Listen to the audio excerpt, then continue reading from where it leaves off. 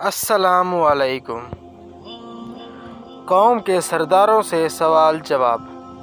قوم کے سرداروں نے جواب دیا کہ اے نوح کہ تیری پیروی گھٹیا لوگ اور کم عقل لوگ کر رہے ہیں۔ تجھے ہم پر کوئی برتری حاصل نہیں ہے بلکہ ہم تمہیں جھوٹا خیال کرتے ہیں۔ انہوں نے انسان کے رسول ہونے پر تعجب کیا اور آپ پر ایمان لانے والوں کو حقارت کی نگاہ سے دیکھا اور ان کو گھٹیا کہا جاتا ہے کہ وہ عاجزی اور ادب و احترام سے پیش آنے والے لوگ تھے اور ظاہری طور پر کمزور پوزیشن والے تھے، اور شاہ روم کے ہرقل کے بقول رسولوں کی ابتدا اس قسم کے لوگ کیا کرتے ہیں۔ ضعیف اور فقیر اس لیے ایمان لاتے ہیں کہ ان کو ایمان سے روکنے والی کوئی چیز نہیں ہوتی۔ امراء اور سرداروں کو اپنے مال اور جاوجال کے چمن جانے کا خطرہ ہوتا ہے۔ بادی الرائے یعنی انہوں نے بغیر سوچے سمجھے اور غور فکر کیے بغیر تیری مان لی ہے،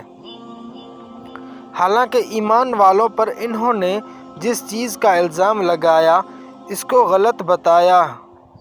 وہی ان کی خوبی اور قابل تعریف صفت تھی، کیونکہ جب حق ظاہر ہو جائے تو پھر وہ غور فکر کا محتاج نہیں ہوتا،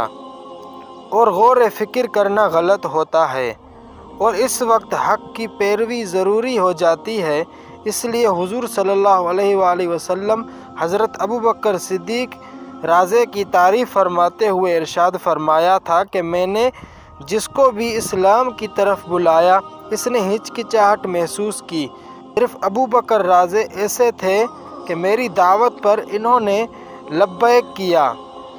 اور کوئی مطالبہ دلیل نہیں کیا، اور ثقیفہ بن ساعدہ والے دن کی بیعت بھی فوراً اور غور فکر کے بغیر کر لی گئی۔ حضرت ابوبکر صدیق رضی کی فضیلت و مرتبہ و مقام صحابہ کے نزدیک واضح اور مسلم تھا، اس لیے جب آپ صلی اللہ علیہ وآلہ وسلم نے اپنے انتقال فرمانے سے پہلے ایک تحریر لکھنے کا ارادہ کیا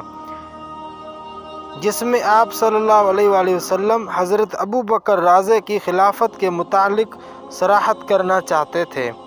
تو آپ نے خود ہی ارشاد فرمایا کہ اللہ تعالیٰ اور ایمان والے ابوبکر کے سوا سب کا انکار کریں گے،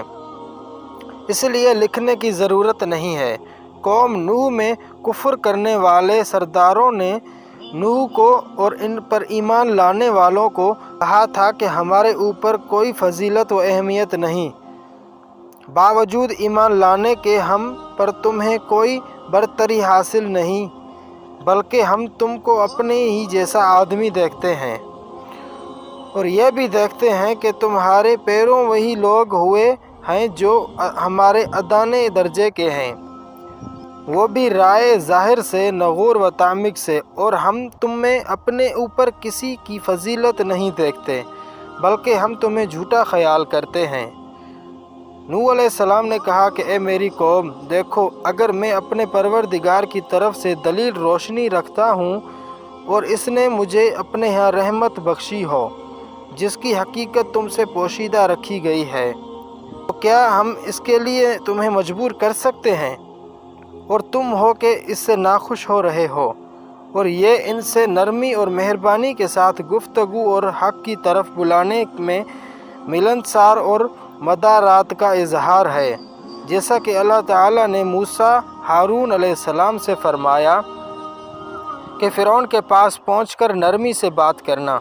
شاید وہ نصیحت حاصل کرے یا اللہ سے ڈر جائے۔ دوسری جگہ نبی کریم صلی اللہ علیہ وآلہ وسلم کو خطاب فرماتے ہوئے فرمایا، اے پیغمبر، لوگوں کو دانش اور نیک نصیحت سے اپنے پروردگار کے راستے کی طرف بلاؤ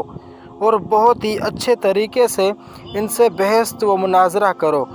نوح علیہ السلام نے اپنی قوم سے فرمایا کہ تمہارا خیال ہے اگر میں اپنے رب کی طرف سے دلیل پر ہوں اور اس نے مجھے اپنی